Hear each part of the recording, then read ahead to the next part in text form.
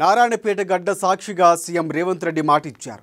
రైతులకు 15 ఆగస్టు నాటికి ఏకకాలంలో రుణమాఫీ చేస్తానని సభావేదికగా చెప్పారు. ప్రతిపక్షాలు కాంగ్రెస్ ఎందుకు ఓడించాలని నిలదీశారు. రాష్ట్రంలో పేదల సంక్షేమానికి కృషి చేస్తున్నందుకు కాంగ్రెస్ను ఓడించాలా? 500 రూపాయలకే గ్యాస్ సిలిండర్ అందిస్తున్నందుకు కాంగ్రెస్ను ఓడించాలా?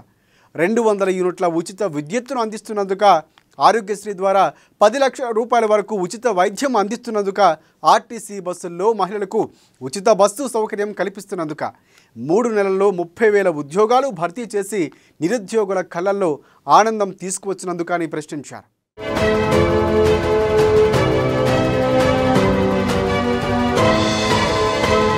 తెలంగాణలో కాక రేపుతున్న రాజకీయం. కాంగ్రెస్ హామీలపై నిలదీస్తున్న బీఆర్ఎస్. రైతు రుణమాఫీ చేయాలని కారు పార్టీ డిమాండ్. నారాయణపేట గడ్డపై నుంచి రైతాంగానికి మాటిచ్చిన రేవంత్. ఆగస్టు 15 నాటికి 2 లక్షల రుణమాఫీ చేస్తామన్న రేవంత్. కాంగ్రెస్ 15 సీట్లు గెలిస్తే ముదిరాజు వ్యక్తి మంత్రి. కేసీఆర్ ఎంతమందికి డబుల్ బెడ్రూమ్లు ఇచ్చారు? మక్తల్ వికారాబాద్ రైల్వే లైన్పై డీకేరున్న మాటేంటి?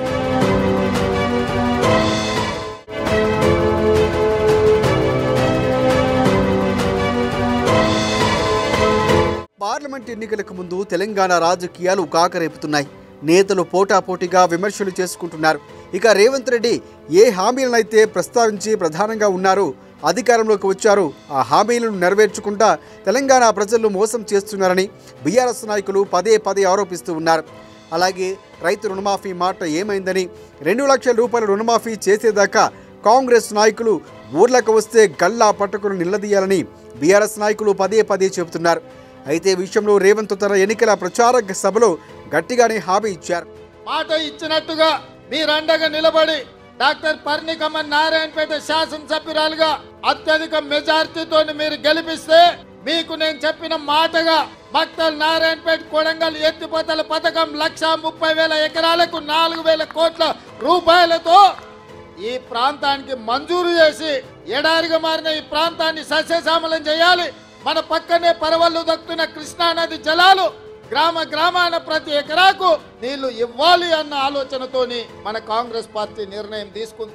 పార్లమెంట్ ఎన్నికల్లో తెలంగాణలో 15 ఎంపీ సీట్లలో కాంగ్రెస్ను గెలిపిస్తే ముదిరాజ్ బిడ్డను మంత్రిగా చేస్తారని సీఎం రేవంత్ రెడ్డి అన్నారు. రాష్ట్రంలో 10% ఉన్న ముదిరాజులకు కేసీఆర్ 10 ఏళ్ల పాలనలో ఒక్క టికెట్ కూడా ఇవ్వలేదని విమర్శించారు. ముదిరాజు సామాజిక వర్గానికి చెందిన ప్రజలు బీసీడీ కేటగిరీ నుంచి బీసీఏ గ్రూప్లోకి మార్చేందుకు సుప్రీంకోర్టులో పోరాడతామన్నారు. సోనియమ్మ మల్లికార్జున్ ఖర్గే గారి ఆశీర్వాదంతో ఒక ముదిరాజు బిడ్డను ఇవాళ మక్తల్ నుంచి ఎమ్మెల్యేగా గెలిపించడం ఇది కాంగ్రెస్ పార్టీ వల్ల సాధ్యమైందా, లేకపోతే ఇంకెవరైనా ఈ అవకాశం ఇస్తారా అని నేను అడుగుతున్నా. మిత్రులారా, ఈ రాష్ట్రంలో 119 అసెంబ్లీ నియోజకవర్గాలు ఉంటే 10% జనాభా ఉన్న ముదిరాజులకు కల్వకుంట్ల చంద్రశేఖరరావు ఒక్క టికెట్ కూడా ఇవ్వలే. నేను ఆయనని గడ్డ మీద నుంచి చెప్పిపోయినా ముదిరాజు సోదరులు పౌరుషానికి మారు పేరు. మాట ఇస్తే మాటకు నిలబడి తల తెగిపడ్డ మడమ తిప్పని జాతి ముదిరాజు జాతి. మీకు టికెట్ ఇయ్యని కేసీఆర్ ను గద్దెదించే శక్తి మీ చేతిలో ఉంది. మీరు నడుం బిగించండి అని ముదిరాజు సోదరుల ఈ నారాయణపేట నుంచి నేను విజ్ఞప్తి చేసిన.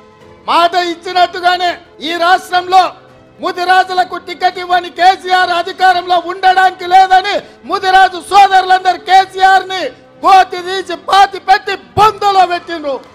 ఇవాళ శ్రీహరి మీ ఎమ్మెల్యేగా, మా మిత్రుడుగా, ముదిరాజు బిడ్డగా ఇవాళ శాసనసభకు నాయకత్వం వహిస్తున్నాడు. అదే కాదు మిత్రులారా, ముదిరాజులను ఆనాడు బీసీ ఏ గ్రూప్ లో ఉంటే కొన్ని ప్రత్యేకమైన పరిస్థితుల్లో ఏ గ్రూప్ నుంచి డి గ్రూప్ కు మారడం జరిగింది. ఇవాళ కేసు సుప్రీం కోర్టులో ఉంది. కేసీఆర్ నిర్లక్ష్యం వల్ల, కేసీఆర్ పట్టించుకోకపోవడం వల్ల, కేసీఆర్ సమర్థవంతమైన వాదన తెలంగాణ ప్రభుత్వం నుంచి సుప్రీం కోర్టులో వినిపించకపోవడం వల్ల ఇవాళ ఎన్నో లక్షలాది ఉద్యోగాల నియామకాలలో ముదిరాజు బిడ్డలకు అన్యాయం జరుగుతుంది. ఇవాళ ముదిరాజులను బీసీ డి గ్రూప్ నుంచి ఏ గ్రూప్ లకు మారవాలి అని అంటే ఈ గడ్డ మీద మళ్ళా కాంగ్రెస్ పార్టీ జెండా ఎగరాలి. మీ తరపున సిపాయిగా ఢిల్లీలో కొట్లాడాలి అంటే మీ వాదన బలంగా వినిపించాలి.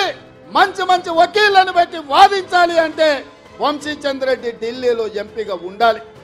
నారాయణపేటలో నిర్వహించిన కాంగ్రెస్ పార్టీ జనజాతర సభ సాక్షిగా ప్రతిపక్షాలపై తీవ్రంగా విరుచుకుపడ్డారు సీఎం రేవంత్ రెడ్డి. మరోవైపు మాదిగల వర్గీకరణ చేయాల్సిందేనని, వాళ్లకు న్యాయం జరగాల్సిందేనని రేవంత్ చెప్పుకొచ్చారు. భవిష్యత్తులో మాదిగలకు మరిన్ని పదవులిచ్చి సముచిత స్థానం కల్పిస్తామని ఆయన అన్నారు. ఢిల్లీ లిక్కర్ స్కామ్ కేసులో ఈడీ, సిబిఐ కేసుల్లో అరెస్ట్ అయి జైల్లో ఉన్న ఎమ్మెల్సీ కవితను కాపాడుకునేందుకు కేసీఆర్ బీజేపీకి లొంగిపోయారని సీఎం రేవంత్ రెడ్డి సంచలన వ్యాఖ్యలు చేశారు. బీజేపీ, బీఆర్ఎస్ మధ్య చీకటి ఒప్పందం జరిగిందని అన్నారు. మా మాదిగ సోదరులు వెనుకబడ్డారు. ఉద్యోగ ఉపాధి అవకాశాలలో వాళ్ళకు రావాల్సిన అవకాశాలు రాక పీజీలు, పిహెచ్డీలు చదువుకున్న మాదిగ సోదరులు ఇవాళ అన్యాయానికి గురైతున్నారు. అందుకే మిత్రులారా, మాదిగల ఏబిసిడి వర్గీకరణ మీద 10 సంవత్సరాలు చంద్రశేఖర్ రావు సుప్రీంకోర్టులో కేసు వాదించకపోతే నేను ముఖ్యమంత్రి అయిన ఎంబడే పెద్దలు దామోదర్ నరసింహ గారితో పాటు 8 మంది ఎమ్మెల్యేలను ఢిల్లీకి పంపించి ఉద్దండులైన న్యాయవాదులను పెట్టి మాదిగల వర్గీకరణ ఏబిసిడి జరగాల్సిందే అని చెప్పి కేసును నేను వాదించిపించిన. నాకు తెలుసు మీ జనాభా ఎంతుంది, మీకు ఇన్నాళ్ళు జరిగిన అన్యాయం ఏంది, మీ ఆవేదన, మీ ఆలోచన నాకు తెలుసు. అందుకే రేపు రాబోయే రోజుల్లో పార్టీ తీసుకోబోయే నిర్ణయాలలో, పార్టీ నియామకాలలో మాదిగ బిడ్డలకు న్యాయం చేసి మీకు సముచితమైన స్థానం కల్పించే బాధ్యత కాంగ్రెస్ పార్టీ తీసుకుంటుంది. మల్లికార్జున్ ఖర్గే గారు తీసుకుంటారు. సోనియామ్మను ఒప్పించి మెప్పించి వర్గీకరణను పార్లమెంట్లో చట్టం చేసే బాధ్యత ఇవాళ కాంగ్రెస్ పార్టీ తీసుకుంటుందని చెప్పి మాదిగ సోదరులకు నేను చెప్పదలుచుకున్నా. గద్వాల కోటలో కుట్ర చేసి కుతంత్రాలు అన్నీ బీఆర్ఎస్, బీజేపీ ఏకమైపోయింది. ఆనాడు చీకటి ఒప్పందం చేసుకొని అప్పటి వరకు తగాదాలు ఉన్నాయి మాకు, మా ఇంటి మీద కాకి ఇంటి మీద వాలదు అని చెప్పిన వాళ్ళు ఇవాళ మామ అల్లుళ్ళు ఒక్కటైపోయి కుమ్ముక్కు రాజకీయాలు వేసి ఒక సరితను, ఒక ఆడబిడ్డను, ఒక కురువ యాదవ్ ఆడబిడ్డను మామ అల్లుళ్ళు ఏకమై అర్నమ్మ నాయకత్వంలో బీజేపీ ఓట్లని బీఆర్ఎస్ కేసి 5,000 ఓట్ల తక్కువ మెజార్టీతోని ఇవాళ ఆడబిడ్డను ఓడగొట్టి నిజంగానే సరితమ్మ గెలిచినుంటే ఇవాళ మంత్రివర్గంలో మంత్రి అయ్యేది యాదవ్ సోదరులారా. కేసీఆర్ మంత్రివర్గంలో మహిళలకు స్థానం లేకుండే. మన మంత్రివర్గంలో సీతక్కకు, ఆదివాసి బిడ్డకు, కొండా సురేఖ ఒక బలహీన వర్గాల బిడ్డకు ఇచ్చినాం. సరితమ్మ గెలిచినుంటే ఇవాళ మన మంత్రివర్గంలో మంత్రి అయ్యుండే. తెలంగాణ ఆత్మగౌరవాన్ని మోదీ కాళ్ళ వద్ద ఉంచారన్న ఆయన బీఆర్ఎస్ ఓట్లన్నీ బీజేపీకి మళ్లించారని కేసీఆర్ చెబుతున్నారని దుయ్యబట్టారు. 100 రోజులకే తనను గద్దెదించాలని కేసీఆర్ అంటున్నారని, కానీ 10 ఏళ్లుగా అధికారంలో ఉన్న ప్రధాని మోదీని గద్దెదించాలని ఎందుకు అనటం లేదని ప్రశ్నించారు. ఆగస్టు 15 నాటికి 2 లక్షల రూపాయలు రుణమాఫీ చేస్తామన్న సీఎం ఎన్నికల కోడ్ ఉన్నందునే రుణమాఫీ చేయలేకపోతున్నామన్నారు. వచ్చేసారి వడ్లకు 500 రూపాయలు బోనస్ తప్పకుండా ఇస్తామని ప్రకటించారు. ఇవాళ మహబూబ్నగర్ జిల్లాలో బీఆర్ఎస్ వాళ్ళు బీజేపీని గెలిపించడానికి కుమ్ముక్కు రాజకీయాలు చేస్తున్నారు. సోదరులారా, ఒక్కసారి ఆలోచన చేయండి. ఇవాళ సిట్టింగ్ ఎంపీ మొన్నటి వరకు 7 వాళ్ళ చేతుల్నే ఎమ్మెల్యేలు ఉండే, ఒక్కడు కూడా ఊర్లలోకి వస్తలేడు, ఒక్కడు కూడా కారుకు ఓటు అడుగుతలేడు. అంటే ఆ పార్టీ చచ్చిందా లేకపోతే వీళ్ళు వదిలేసిందా అని నేను అడుగుతున్నా. మోడీకి తాకట్టు పెట్టింది. నాకు తెలుసు కేసీఆర్ బిడ్డ బెయిల్ కోసం ఇవాళ కాంగ్రెస్ ను ఓడించడం కోసం నరేంద్ర మోడీతో చీకటి ఒప్పందంలో భాగంగా మహబూబ్ నగర్, చేవెళ్ళ, మల్కాజ్గిరి, భువనగిరి, జహీరాబాద్ 5 పార్లమెంట్లలో చంద్రశేఖర్ రావు నరేంద్ర మోడీని గెలిపించడానికి సుపారీ తీసుకొని బీఆర్ఎస్ కార్యకర్తలు ఇవాళ బొందబెట్టి వాళ్ళ ఆత్మ గౌరవాన్ని మోడీ కాళ్ళ దగ్గర తాకట్టు పెట్టిండు. బీఆర్ఎస్ నాయకులారా, మీరు ఆలోచన చెయ్యండి. లక్షలాది మంది కార్యకర్తలు ఇతర పార్టీలు జైలుకు పోయినప్పుడు కేసీఆర్ కు దుఃఖం లేదు. నాలాంటి బిడ్డ లగ్గం ఉంటే కూడా వదలకుండా జైల్లో పెట్టినప్పుడు ఆయనకు బాధ తెలియలేదు. కానీ బిడ్డ జైలుకు పోగానే మోడీ దగ్గర తెలంగాణను తాకట్టు పెట్టిండు. ఇది తెలంగాణ ఆత్మ గౌరవానికి మంచిదా? ఒక్కసారి ఆలోచన చేయండి. 100 రోజుల్లో నన్ను గద్దె దించమంటుండు కేసీఆర్, కానీ 10 ఏళ్ళు గద్దె మీద ఉన్న మోడీని ఎందుకు గద్దె దించమంటలేడు? మిత్రులారా, మీరు ఆలోచన చేయండి. 100 రోజుల్లో నేను ఇన్ని పనులు చేసిన, ఇంకా చేయాల్సినవి ఉన్నాయి. ఇవాళ ఎన్నికల కోడ్ వచ్చింది కాబట్టి ఇవాళ రైతు రుణమాఫీ నేను చేయలేకపోయినా, వచ్చేసారి పండించే వడ్లకు 500 రూపాయలు బోనస్ ఇచ్చి ప్రతి గింజ, చివరి గింజ వరకు కొనుగోలు చేసే బాధ్యత నాది. నా తెలంగాణ రైతాంగ సోదరులకు నేను మాట ఇస్తున్న మిత్రులారా. ఎన్నికల కోడ్ రావడం వల్ల రైతు రుణమాఫీ చేయలేకపోయానని, నారాయణపేట గడ్డపై నుంచి తెలంగాణ రైతాంగానికి నేను మాట ఇస్తున్నా. ఆగస్టు 15వ తేదీ లోపల 2 లక్షల రూపాయలు రుణమాఫీ చేసి తీరుతాను అన్నారు. ఎట్లయితే కొడంగల్ నారాయణపేట ఎత్తిపోతల పథకాన్ని పూర్తి చేశానో, ఎట్లయితే ఆర్టీసీ ఉచిత ప్రయాణం కల్పించానో అదే విధంగా ఏకకాలంలో ఏక మొత్తంలో రైతులకు రుణమాఫీ చేసే బాధ్యత తనదేని అన్నారు రేవంత్ రెడ్డి. 100 రోజుల్లో నేను ఇన్ని పనులు చేసిన, ఇంకా చేయాల్సినవి ఉన్నాయి. ఇవాళ ఎన్నికల కోడ్ వచ్చింది కాబట్టి ఇవాళ రైతు రుణమాఫీ నేను చేయలేకపోయినా. అందుకే ఈ నారాయణపేట గడ్డ మీద నుంచి తెలంగాణ రైతాంగానికి 69 లక్షల రైతులకు నేను మాట ఇస్తున్నా. ఆగస్టు 15 తారీఖు లోపల 2 లక్షల రూపాయల రైతు రుణమాఫీ చేసి తీరుతా. ఎట్లయితే మక్తల్ నారాయణపేట కొడంగల్ ఎత్తిపోతల పథకం పూర్తి చేసినో, ఎట్లయితే ఆర్టీసీ ఉచిత ప్రయాణం ఇచ్చినో, ఎట్లయితే 500 రూపాయలకు సిలిండర్ ఇచ్చినో, అట్లనే 15 ఆగస్టు లోపల 2 లక్షల రూపాయల రైతు రుణమాఫీ చేస్తా. ఏకకాలంలో ఏక మొత్తంలో మీకు రుణమాఫీ చేసే బాధ్యత నాది. మీ బిడ్డను నేను.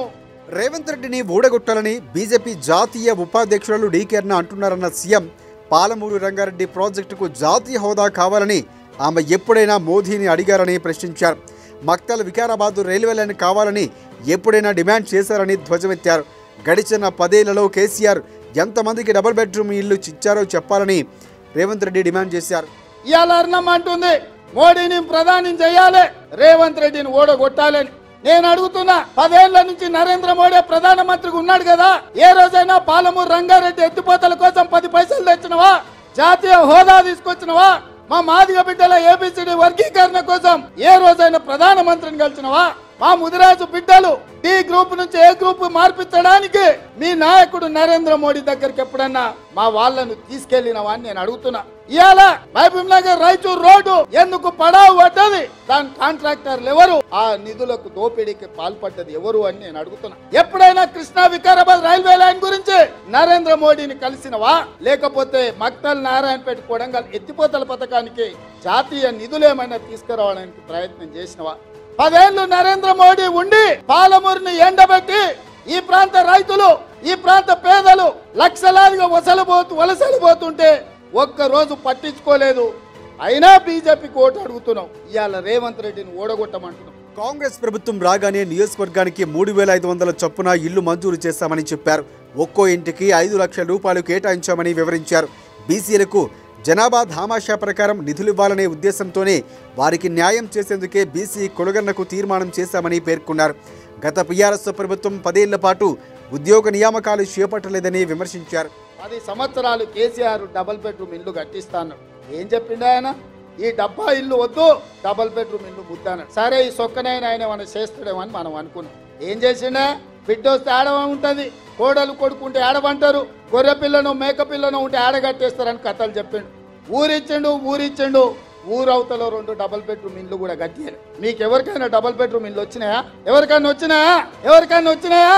మాటిచ్చి మోసం చేసి డబుల్ బెడ్రూమ్ ఇల్లు ఇవ్వనందుకు కేసీఆర్ ను గోతి తీసి బొందబెట్టిన సంగతి ఇవాళ కేసీఆర్ కు అర్థమైతలేదా అని నేను అడుగుతున్నా. ఇవాళ నేను రాగానే 4,50,000 ఇల్లు, ప్రతి నియోజకవర్గానికి 3,500 చొప్పున 22,500 కోట్ల రూపాయలు పేదవాడికి ప్రతి ఇందిరమ్మ ఇంటికి 5 లక్షలు ఉచితంగా ఇవ్వాలని నేను నిధులు మంజూరు చేస్తే ఇవాళ రేవంత్ రెడ్డిని ఓడగొట్టుండ్రి, కాంగ్రెస్ పార్టీని పడగొట్టాడు. ఎవరంటున్నా? బీఆర్ఎస్ వాళ్ళు అదే అంటారు, బీజేపీ వాళ్ళు అదే అంటారు. కాంగ్రెస్ అభ్యర్థులు గెలిపించే బాధ్యత తనది. కష్టపడే వారికి అవకాశాలు ఇస్తామని సీఎం రేవంత్ రెడ్డి అన్నారు. కార్యకర్తల శ్రమ ఊరికే పోదని త్వరలోనే ఏర్పాటు చేయనున్న ఇందిరమ్మ కమిటీల్లో వారిని నియమిస్తామన్నారు. కమిటీ సభ్యుల ద్వారానే పేదలకు 6 గ్యారంటీల పథకాలు అమలు చేస్తామని చెప్పారు రేవంత్ రెడ్డి. వారికి గౌరవ వేతనం కూడా ఇచ్చే ప్రతిపాదన ఉందని సీఎం రేవంత్ రెడ్డి వెల్లడించారు. ఇవాళ ఎవరైతే బూతుల మెజార్టీ తెస్తారో, ఎవరైతే పార్టీ జెండా కష్టపడి మోస్తారో, ఎవరైతే పార్టీ గెలుపులో భాగస్వాములుగా ఉంటారో వాళ్ళందరినీ గుర్తుపెట్టి ఎట్లయితే శంకర్ కు, శ్రీహరికి, సరితకు, పర్ణికకు, అరవింద్కో, లేక అనిరుద్కో, మధుకో, ఎన్నంకో ఎట్లయితే కష్టపడ్డోళ్లకు టికెట్లు ఇచ్చినామో మీకు టికెట్లు ఇచ్చి గెలిపించుకునే బాధ్యత పార్టీ తీసుకుంటుంది. మిత్రులారా, మీ శ్రమ ఊరికే పోదు, మీ త్యాగం గాలికి వదిలేయము. మీ త్యాగాన్ని గుర్తుపెట్టుకుంటాం, మీకు అవకాశాలు కల్పిస్తాం. రేపు జరగబోయే ఎన్నికలలో ఇవాళ గ్రామాలలో ఇందిరమ్మ కమిటీలు వేయాలనుకున్నాం. ఇల్లు ఇచ్చినా, పెన్షన్ ఇచ్చినా, గ్యాస్ సిలిండర్ ఇచ్చినా, రాజీవ్ ఆరోగ్యశ్రీ కార్డు ఇచ్చినా, రేషన్ కార్డు ఇచ్చినా, ఏది ఇచ్చినా ఇందిరమ్మ కమిటీలను నియమించి ఆ కమిటీల ద్వారా గ్రామాలలో మీ చేతనే పేదవాళ్లకు పంచిపించి పేదల్ని ఆదుకునే బాధ్యత మీ చేతిలో పెడతాం.